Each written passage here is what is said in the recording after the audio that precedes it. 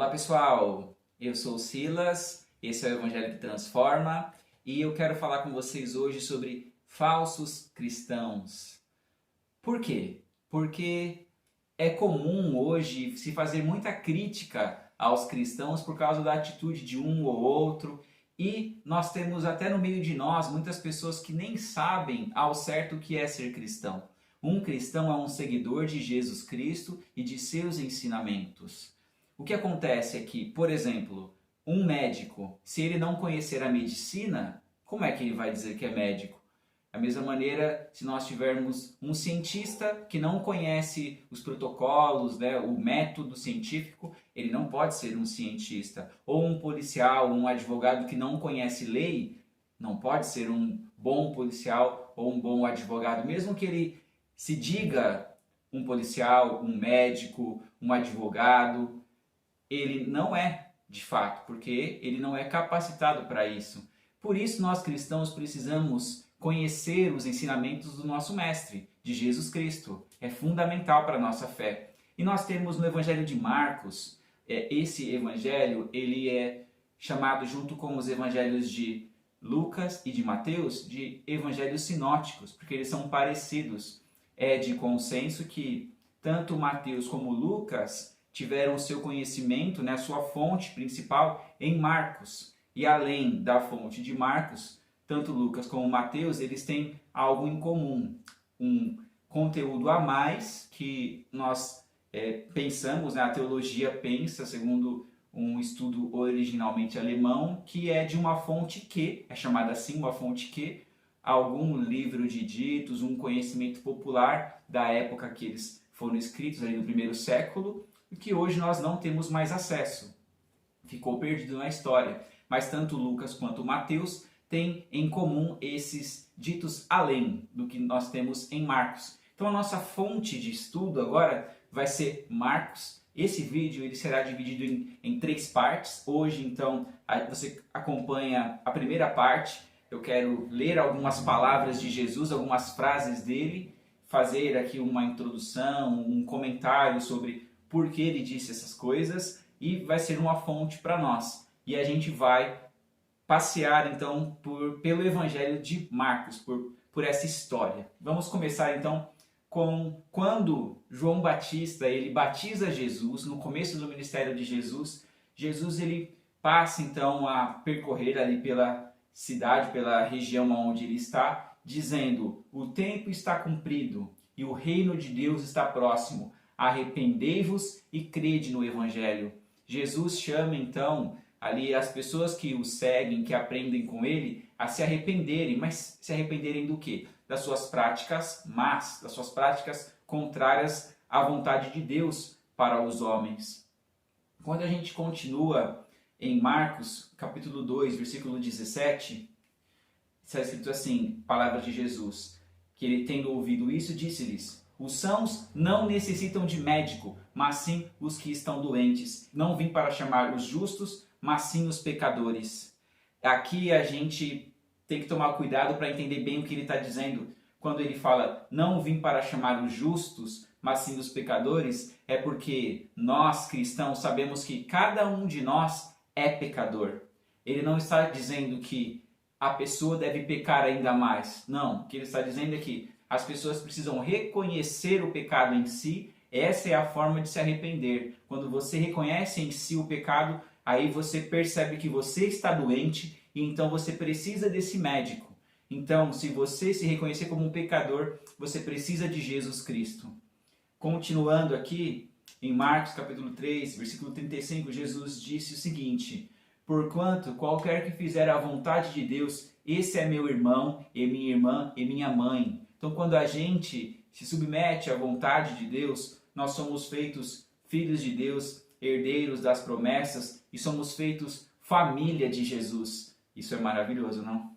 Em Marcos, capítulo 4, versículo 14 a 20, a gente tem a parábola do semeador. Aqui já é a explicação de Jesus. Primeiro ele disse essa parábola para várias pessoas, depois ele explicou a parábola para os seus discípulos, os seus seguidores mais próximos. E aqui nós temos registrada a explicação da parábola do semeador e é isso que eu vou ler com vocês agora. O que semeia, semeia a palavra, e os que estão junto ao caminho são aqueles em quem a palavra é semeada. Mas, tendo eles a ouvido, vem logo Satanás e tira a palavra que foi semeada no coração deles. E da mesma sorte, os que recebem a semente sobre pedregais, que, ouvindo a palavra, logo com prazer a recebem, mas não têm raízes em si mesmo, antes são temporãos. Depois, sobrevindo tribulação ou perseguição por causa da palavra, logo se escandalizam. E outros são os que recebem a semente entre espinhos, os quais ouvem a palavra, mas os cuidados deste mundo e os enganos das riquezas e as ambições de outras coisas, entrando, sufocam a palavra e fica infrutífera. E os que recebem a semente em boa terra são os que a ouvem, a palavra, a recebem, dão fruto, um a 30, outro a 60 e outro a 100 por um. Jesus ele fala usando o exemplo da natureza e da terra, não é à toa, é porque ele, como um grande mestre que era, ele usava exemplos dos quais as pessoas estavam familiarizadas. Na época, pessoas campesinas, agricultores, trabalhadores, da roça, pessoas que entendiam muito bem o que ele estava dizendo. Uma semente que é colocada em pedra, ela não vai ter como se desenvolver, criar raízes. Uma semente entre espinhos, ela é sufocada. Ele usa esses exemplos para dizer que, mesmo aqueles que ouvem a palavra, mas que por algum desses problemas eles não as colocam em prática, eles são como terra ruim, terra que não dá fruto. Agora, pessoas que ouvem a palavra e não escutam a palavra, a compreendem, aprendem com ela, são transformados por ela, são terra boa.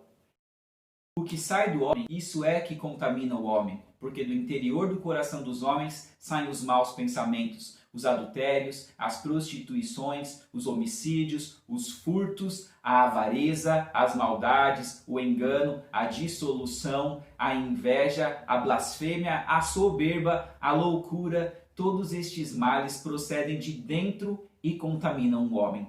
Aqui a gente aprende com Jesus que não é para a gente ficar tomando todo o cuidado com a aparência, e esquecer do nosso interior. É importante a aparência? Claro que é.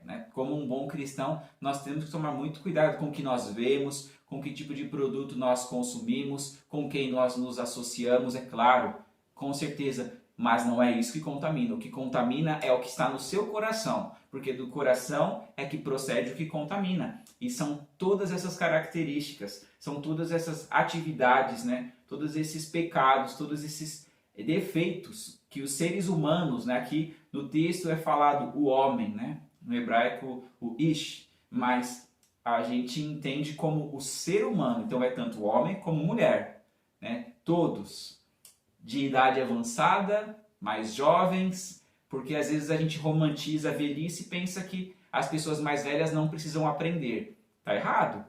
Todos nós temos que continuar aprendendo, todos nós somos aprendentes. Se o próprio Senhor Jesus é reconhecido como uma pessoa que aprendeu, mesmo os mais velhos também têm muito que aprender. Todos nós temos, desde as crianças até os mais velhos. E em Marcos 8, versículo 38, Jesus diz o seguinte: porquanto qualquer que entre esta geração adúltera e pecadora se envergonhar de mim e das minhas palavras, também o Filho do Homem se envergonhará dele quando vier na glória de seu Pai com os santos anjos.